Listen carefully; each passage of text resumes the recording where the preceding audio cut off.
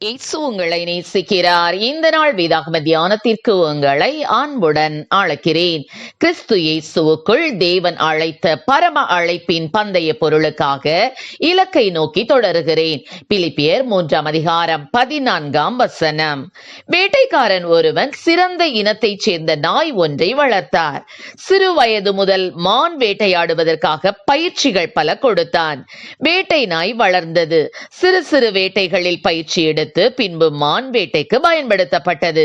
கொஞ்சம் கொஞ்சமாக வேட்டையில் வெற்றி கண்டு எஜமானனை சந்தோஷப்படுத்தியது. ஒரு நாள் வேட்டைக்கு செல்லும் போது இந்த நாய் முதலாவது மானை துரத்தியது. மான் வேகமாக ஓடியது. வேட்டை நாயும் வேகமாக பின்தொடர்ந்து ஓடியது. திடீரென்று கரடி ஒன்று மானுக்கும் வேட்டை நாய்க்கும் இடையில் குறுக்கே ஓடியது. நாய் தன்னுடைய ஓட்டத்தையும் திசையையும் மாற்றிக்கொண்டது. மானை வேட்டையாடுவதை விட்டுவிட்டு கரடியை துரத்த ஆரம்பித்தது. கரடியை நெருங்கும் வேளையில் ஒரு முயல் குறுக்கிட்டது. வேட்டை நாய் தன் ஓட்டத்தை மாற்றிக்கொண்டு முயலை துரத்தியது. முயலும் வேகமாய் ஓடி மாயமாய் மறைந்து விட்டது. வேட்டை நாய் தன் ஓட்டத்தின் குறுக்கே வந்த ஒரு எலியை துரத்தியது. எலி தன் வளைக்குள் போய் பதுங்கிக் கொண்டது. வேட்டை நாய் எலியின் வளையை சுற்றி சுற்றி வந்து வானத்தை பார்த்து குரைத்தது. எலி வளையை மோப்பம் பிடித்து பார்த்தது. ஒன்றுமே சிக்கவில்லை. நாயின் எஜமான் ஏமாற்றமடைந்தான். பெரிய நோக்கத்தோடு இந்த நாயை வளர்த்தேன், அதுவோ கீழ்த்தரமான காரியங்களுக்காக தன் பாதையை மாற்றிக்கொள்கிறதே என்று அங்கலாய்த்தான்.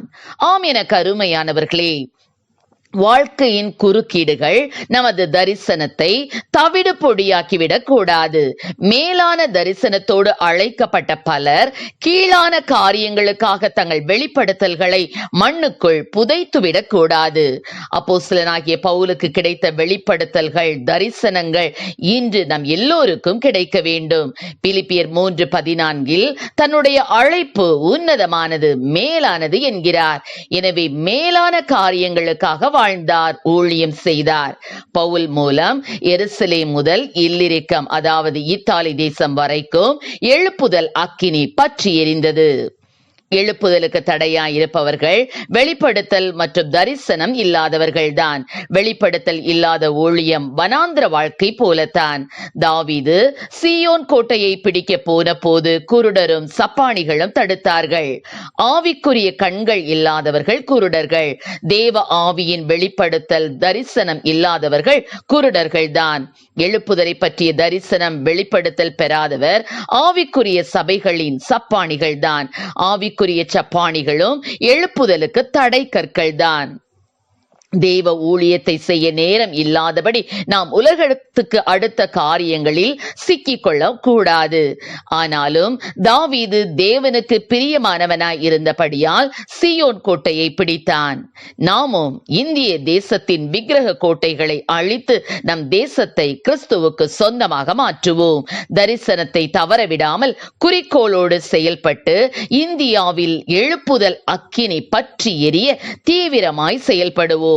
ஆம் பிரியமானவர்களே, நமது வாழ்வில் எந்த அளவுக்கு அர்ப்பணிப்பு, ஒப்பு கொடுத்தல், பிரதிஷ்டை உள்ளதோ அந்த அளவுக்கு தான் நமக்கு தரிசனம், வெளிப்பாடு கிடைக்கும். எந்த அளவுக்கு தரிசனமும் வெளிப்பாடும் கிடைக்குமோ அந்த அளவுக்கு தான் விசுவாசம் இருக்கும்.